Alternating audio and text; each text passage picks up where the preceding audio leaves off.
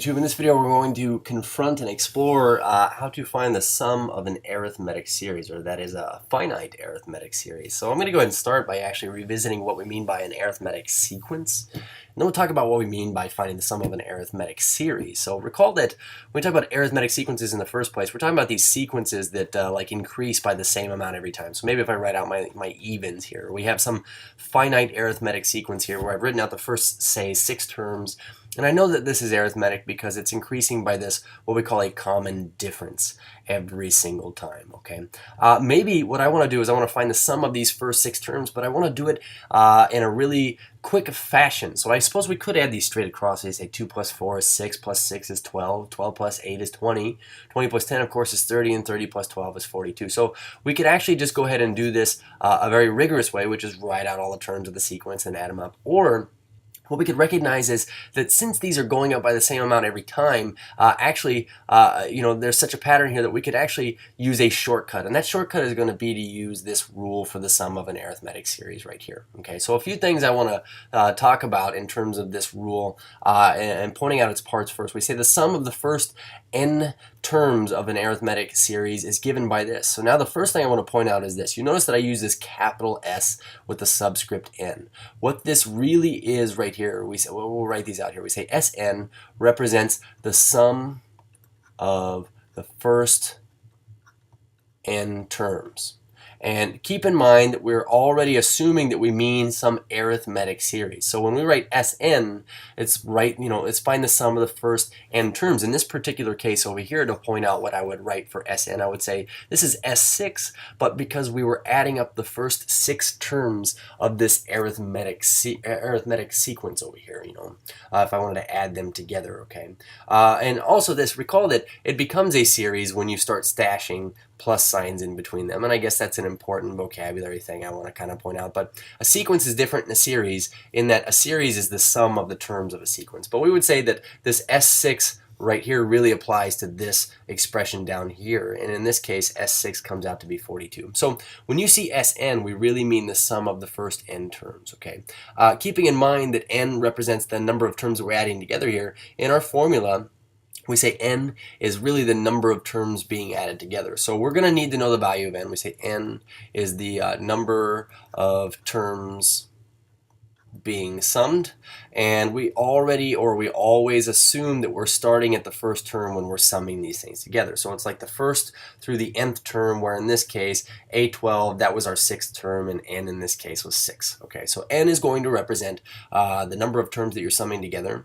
And then the only other thing I want to point out on this rule is this. We say we're going to take n times a1 plus an over 2. And so pointing this out, we say a1, recall that a1 is the first term being summed, or the value of the first term, and then we say an. Now this is a really important thing here, but we say that this is going to represent the last term in the series that we're summing together, okay? So in this case over here, we say an. Recall that we say n in this particular thought experiment was 6, so we say a6 would be the value that we would put into the formula right here. Since it's the value of the last term, you wouldn't plug in the number 6 itself, you would plug in the value of the 6th term right there. So an represents the last term, okay? And then the other thing I want to kind of say about this formula before we kind of use it is this. We say, in other words, Sn is the average of the first and nth term, or the first and the last term multiplied by the number of terms. So basically this quantity right here represents this is the average of the first and last terms. And then what we're doing is that just taking that times the number of terms. So just to kind of go to show you over here, this 42, we could have gotten a lot easier if we would have just done this. Take the first term and the last term, this 2 and this 12, and let's average them. And recall that when you average numbers, you add up what they are and divide by however many there were. In this case, we get 14 divided by 2, and this comes out to be 7. And what I'm saying is this: if we were to take that times however many terms there were in the first place, that is, I had 1, 2, 3, 4, 5, 6 terms, 7 times 6 would have given us this 42 that we found right here. So this rule that we're going to use here for the sum of the first n terms is really nifty. It's really just saying take the average of the first and last term of your arithmetic thing, and we'll take it times however many terms you had in the first place. So let's head down here, and it says let's consider this arithmetic series. And you can tell it's a series because it has plus signs in between the values of its terms, okay? And I can also tell that it's arithmetic because there's a common difference. It is going up by 3 every time. So plus 3, plus 3, plus 3. So what we want to do is this. We want to find the sum of the first 30 terms. You notice that I put in parentheses here S30. Okay, so I'm going to actually do my work over here. We say S30 is what we're attempting to find, and really what this means is I want to go find the sum of the first 30 terms. Now the first thing I want to argue here is this. If you were to actually find the sum of the first 30 terms by writing all this out, you're going to be sitting here for a while, and it's really just kind of an ineffective method of finding a sum when we really know what we could do is we could just take the value of this first term 4 and average that out with the 30th term's value, and then multiply it by 30 because that's how many terms we had. But what I want to do is I actually want to use the rule for the sum of the first n terms here. So in this case, there are 3 things we're going to need to know, and the first one is this. We need to know n. According to the rule, recall that Sn is equal to n times the average of the first and last term. So we say A1 plus, in this case, An. So I need to know that n is equal to 30 in this case. Okay, A1, well, as far as we know for this sequence, the value of the first term here happens to come out to be a 4. So the value of the first term here is 4. And then this is the really particular thing. An, in this case, we already know the value of n. So we're not going to write An, we're going to write A30. And I just want to be clear on this. A30 is not equal to 30.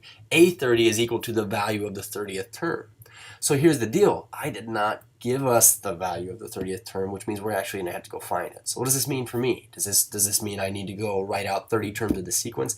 You know, I really don't think so. Actually, if I wanted to find the value of the 30th term, what we could do is we could just go find the rule for the nth term, and then we could go plug 30 into that to go find the value of the 30th term. So recall that we could write this rule, An, for the nth term the rule for the nth term of an arithmetic sequence by saying An is equal to the first term plus n minus 1 times d. We've written a lot of rules. So we say, do I know A1 and d? And actually in this case, we already are aware of what d is, and we already know what A1 is. So our rule in this case would be An is equal to the value of our first term, which is 4, plus n minus 1 times, in parentheses, we could write d here, 3. And so I'm going to put a big fat box around this. This is actually the rule right now, and I'll tell you what, we typically finish off by cleaning this up. That is, distribute and combine like terms. But I'll tell you what, if all I need to find is the value of A30, I think that this is sufficient at this point to just go ahead and plug 30 into this. So we could say, I'll go ahead and quarantine this here. We say the value of A30 would be equal to 4, which is the value of this first term, plus n minus 1 times d, which in this case is 3. So we really get this. We're plugging in a 30 right here. That is, we get 4 plus 29 times 3, and actually I'm going to get my calculator out here. There's nothing wrong with using this guy. But we say this value here would be 29 times 3. Order of operations says do your multiplication first, and then we'll add 4 onto that. So the value of our 30th term in this sequence must be 91. So we're going to write 91. So here's the good news. Now that we have all these things, oh man, this is super easy to find. We're actually just going to write the n, and I'll put a little phantom n down here, times the average of the first and the last term. So we're going to write n. N in this case we know is 30. We know the value of our first term is 4, and we were able to determine by finding the rule first the value of the 30th term as being 91. So to find this sum without having to write everything out, we could actually just evaluate this. We end up with this. We get 30 times 4 plus 91 is 95, and this is all over 2. Now, I could take 95 divided by 2. Actually, I'll go ahead and do this for us here. A calculator will do this just fine. 95 divided by 2 is equal to, let me clear this out. 95 divided by 2 is equal to 47.5, and if we take that times 30, we end up with this 1425. But what I want to tell you is this: doing this, by hand without a calculator, I just want to say that we could actually just cross-reduce here in this case and say that 2 and 30 share a common factor of 2. So 2 goes in itself once, 2 goes into 30 15 times. And so we could say 15 times 95. Let's go ahead and work this out. We say 15 times 95 is equal to 1425. So bottom line is this: it's not going to matter how you evaluate this so long as you get the value that we're looking for. So what I'm going to do is I'm going to be really clear on this. We say then S30 is equal to 1,425, and we really want to basically admit that what we're really finding is saying the sum of the first 30 terms of this arithmetic series comes out to be this total number right here, 1,425. Okay, so now what we're going to do is this. We're going to find what would we have to do, or at least how many terms would we have to sum together to get a sum of 175? And I'll tell you what, gee, we wouldn't have to sum together 30 terms. We'd have to sum together a lot less than that, because by the time you add up 30 terms, you're already at 1,425. We only want 175 here. So this tends to confuse a lot of people right off the bat, but really what I'm saying is we already have the rule for the sum of the first n terms. We say it's n times the average of the first and the last term here. So we say a1 plus an all over 2 times n. What we're going to do is we're actually going to go substitute this in right here, and we're going to go solve for n. So in this case, we get this. We get the sum has to come out to be 175. If and only if we get this, we say n times this. We get the value of the first term, which in this case happens to be 4, plus the value of the last term, an, all over 2. So now I want to talk about this. We could, in most cases, go ahead and solve for the value of n right now. But the thing here is this. We don't know the value of an, but there's even better news. We know the rule for an in general. And the rule for an in general, and I'll go back up here, was this rule right here. So now in an attempt to kind of deal with something that's a little bit easier to look at, I am actually going to clean this up. This would be 4 plus n minus 1. Oops. We're going to take that times 3, so 3n minus 3. And so our final rule here for an comes out to be this. We say it'd be 3n, and a 4 and a negative 3 come out to be a 1. So we say plus 1. I'm actually going to write that down here. We say an, this is our rule for the nth term, is equal to 3n plus 1. So what we could do is we could take this expression right here, this equation, we could rewrite this as 175 is equal to n times, now this, 4 plus an all over 2, where an comes out to be 3n plus 1. Okay, so we're going to work with this a little bit here. Starting with this, we say 175 is equal to n times, on top here, this 4 and this 1 would combine out to be a 5. So we get 3n plus 5 over 2. And we could actually simplify this even further. What if we took n and distributed this through? We would get this here. We would say that 175, this would imply that 175 is equal to 3n squared plus 5n all over 2. And so what we're going to do here is we're actually going to solve for n, and it looks like we're going to have to first of all take both sides of this equation by 2 times 2.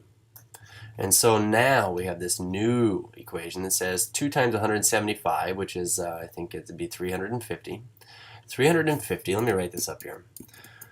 350 would be equal to 3n squared plus 5n. And if we're going to solve this for the value of n, I suppose we need to set this equal to 0 and try to do this by factoring. Okay, so we'd say 0 is equal to 3n squared plus 5n. And we could put this negative 350 over here now, or put 350 on the right side, and then try to do this by factoring. So factoring this, we end up with this, and I know this is not a very fun one to factor here, but I'd say that we'd have to start off at least with a 3n here and an n here. That would give us our 3n squared.